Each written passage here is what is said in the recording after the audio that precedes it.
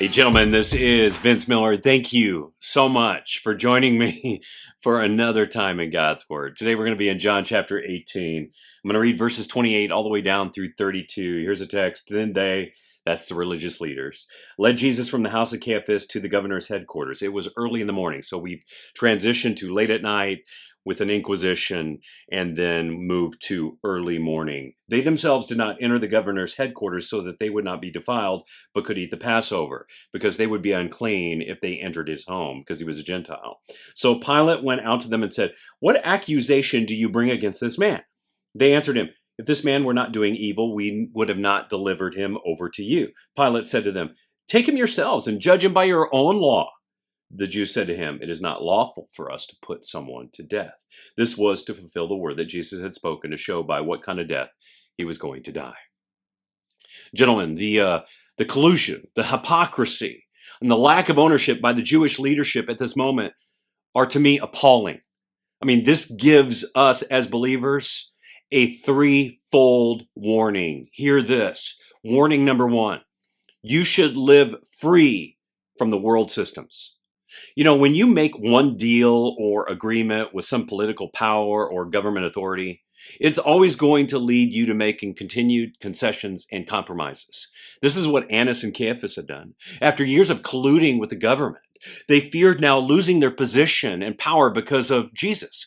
So because they have made that initial compromise way back here, they reasoned toward a conclusion that benefited them at this moment. The only solution was to hand Jesus over to Rome, who had the power to do the things that they were prohibited from doing, like killing Jesus. So fellas, live as free as you can from the world systems.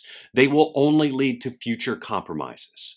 Warning two: align your desires and thoughts and actions with God's truth, not your version of what you think the truth is. You know, we learn from the spiritual leaders here that in one sense, they're really actually attempting to obey the letter of the religious law regarding their own ceremonial cleanliness so that they can actually celebrate the Passover. At the same time, they have found every way possible to justify the unfair trial, judgment, plotting, and killing of Jesus. I mean, this lack of spiritual integrity is laughable, but it isn't. Because when this happens, and we make these small little compromises and justify our desires and thoughts and actions, aligning our truth with our own justified version of the truth rather than God's, we make big mistakes. And this needs, guess what, constant attention in your life, because our desires and our truth are constantly changing and we're always justifying them, but God's truth never changes. How about that?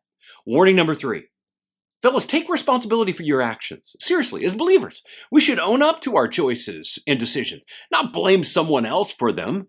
Accepting responsibility is where men are discovered and made. If you take responsibility when it's yours to take, whether it's right or wrong, you're going to learn something. Because guess what? Men of character, they never blame or explain. They take responsibility, they learn, and they move on, which contrasts greatly with these religious leaders who did literally everything they could to avoid owning up to their own choices and actions.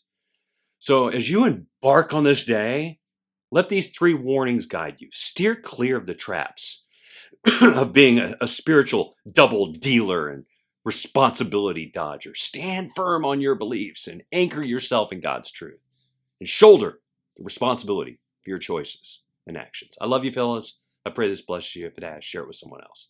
I'll see you right back here again tomorrow.